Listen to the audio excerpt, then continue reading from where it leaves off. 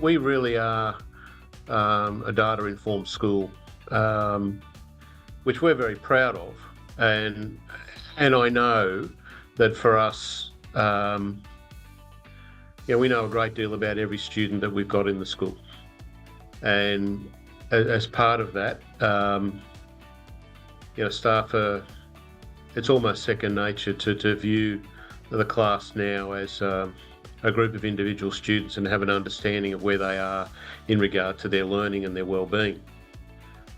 What's been useful for us, though, is to say, okay, we're going to apply a data-informed strategy to well-being, staff well-being, and rather than just take it based on people's hunches and people's opinions, actually look at, well, what's the data actually saying? What are they saying to us, in relation to a research-informed tool?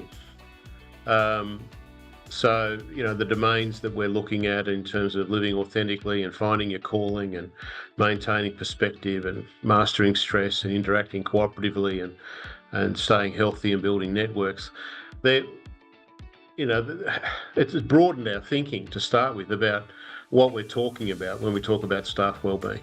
But I think it's also about saying, okay, once we have that information, what can we then do? And I think systems and schools generally have probably given staff resources so they can look after their own wellbeing, without seeing it as an integrated kind of thing that, yes, okay, as a school we can work with our team to help their wellbeing, and have a dialogue with them about the kinds of things that we're doing and the kinds of things that they need to make their work experience more meaningful and effective, because it's critical for us in a regional area that we don't lose staff, so retention's a really important factor for us. But also, I think in terms of our workforce strategy to be able to think about the areas of emerging need and start planning for those, and to start developing staff, like, for example, teachers of extension courses in senior years, to start preparing younger staff for taking those. I think for us, having the data around culture helps us address that, so we know what the culture's like, so we can adequately impact on well-being. And I think the other thing that's been interesting too is that, I guess, the lower numbers in terms of the standards across the industry. That was a bit of a surprise, but I know it's challenging in education generally at the moment.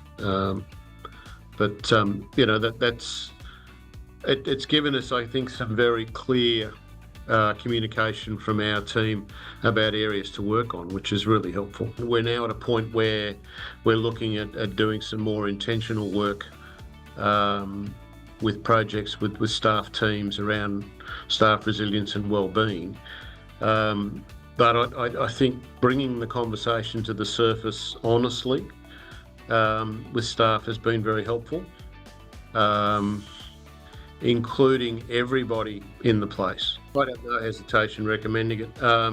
Otherwise, I just kind of feel if we didn't, I'd answer that from thinking, okay, if we didn't do this, how would we be? I think we'd still be struggling to grapple with some of the issues, and we'd probably be reaching for somebody else to assist us because we needed more help in this space. It's also a case of, I think honestly it's an area in schools that often, because there's so many other immediate things, it doesn't get attended to. And I think, I'd very happily recommend, and happy to talk with anyone who's considering it.